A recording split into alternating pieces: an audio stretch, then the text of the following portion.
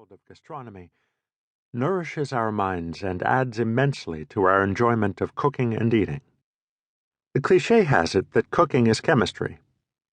True, but other sciences bear equally on what goes on in our kitchens.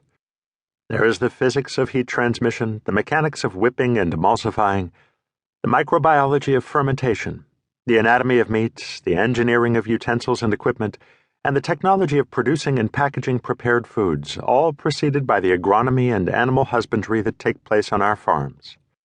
Kitchen science is not the mere chemistry of cooking. It involves a lot of what I call thinking outside the pot. This book, then, is a truth-seeking exploration of the farm, the market, and the kitchen by a scientist. Not, most assuredly, an Einstein, but a scientist with a congenital curiosity about everything he sees and an urge to share the joy of knowing with others.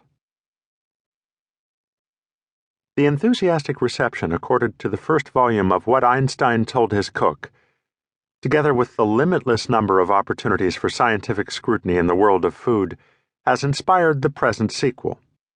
Unlike its predecessor, which focused mainly on specific foods such as sugar, salt, and fats, the present volume is organized into 8 major food categories: beverages, dairy and eggs, vegetables, fruit, grains and carbohydrates, seafoods, meats, and herbs and spices.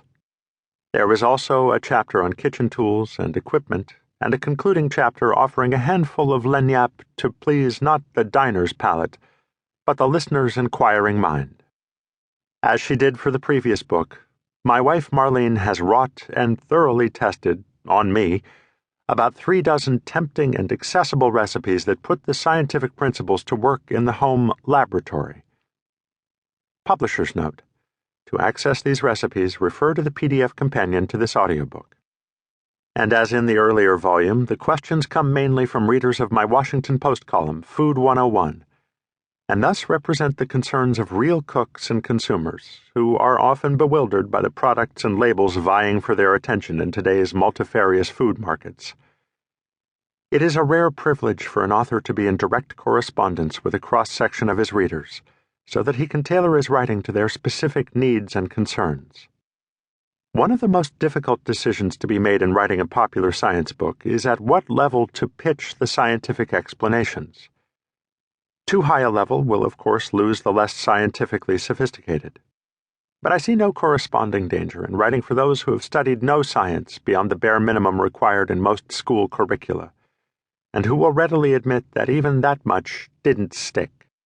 I therefore write for the latter type without apology, having been told by scientists, engineers, and chefs that even they have learned from my previous books. For that segment of my audience, I dig into my bag of teaching tricks to employ novel explanatory approaches that can generate fresh insights. Teaching in a book, and that's what I'm doing, is different from teaching in a classroom. Each Q&A unit in this book, which can be considered independently, launches a new issue requiring a new explanation. But science is a continuum. It doesn't come in discrete pieces like M&Ms. Hence, when explaining one concept, I've often found it necessary to restate, very briefly, a closely related one that had been covered earlier. Otherwise, the unit would be incomplete and unsatisfying. So please note that I do this intentionally. It's one of my teaching tricks. I have explained all concepts in non-technical language, using similes and metaphors related to everyday life whenever possible. Nevertheless, I do present the pertinent scientific terminology so that the listener can relate it to his or her other readings and, if desired, follow up on it in more technical references. I believe that words, which of course are only symbols for concepts, are often more easily understood if their origins are known.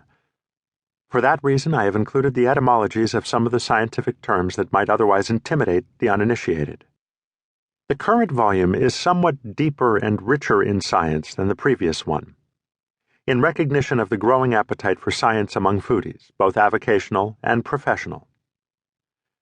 I have set aside the more technical details, however, in sections that I call Sidebar Science, which each listener may choose to pay attention to or not, depending on the depth of his or her scientific interests. Skipping them will not interrupt the continuity of